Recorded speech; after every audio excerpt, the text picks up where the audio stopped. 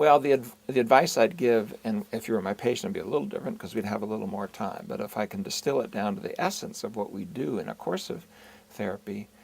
the person with panic, I can say this from the inside out since you're looking at a panic disordered person in recovery, has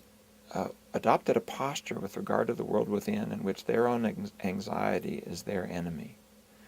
And they think that if they can just get the anxiety to go down, go away, not occur as much or not occur with such intensity, or at least not occur here or there in that situation,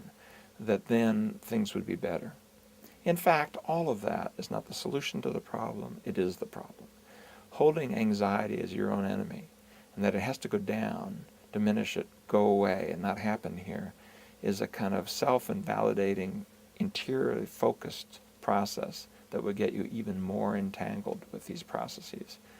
Instead, what we're going to need to learn to do is to allow your history to bring into the present thoughts and feelings and memories, and to sort of hold them mindfully and self-compassionately, and then focus on what you do and bring them along for that journey. So, feelings are only your history being occasioned by the present moment. If that's your enemy, then your history is your enemy. If sensations are your enemy, your body's your enemy. If memory is your enemy, you better have a way of controlling your mind in such a way that you never are reminded of things that are painful from the past. Well, there is no such thing like that that's healthy. And most of the things that people do that are called psychopathology are the unhealthy things people do when they try to accomplish that agenda. If you avoid people, avoid having your buttons pushed, avoid going to places that might occasion anxiety, if you're hammering down drugs and alcohol, these are all methods of trying to mount that unhealthy agenda. So I would say, could we instead take this anxiety to be something that may be of importance, may even be meaningful, and it says something about your history, and could we learn to sort of hold it in a way that's more compassionate,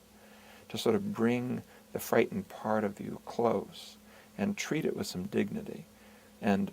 keep focused instead of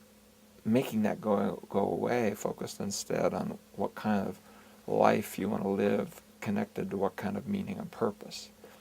That's going to be a quicker, more self-compassionate and a more certain journey forward than this kind of out with the anxiety, in with the relaxation, out with the self-doubt, in with the confidence kind of let's just snap out of it kind of harsh and lack of a non-compassionate place that we stand with ourselves inside things like panic disorder.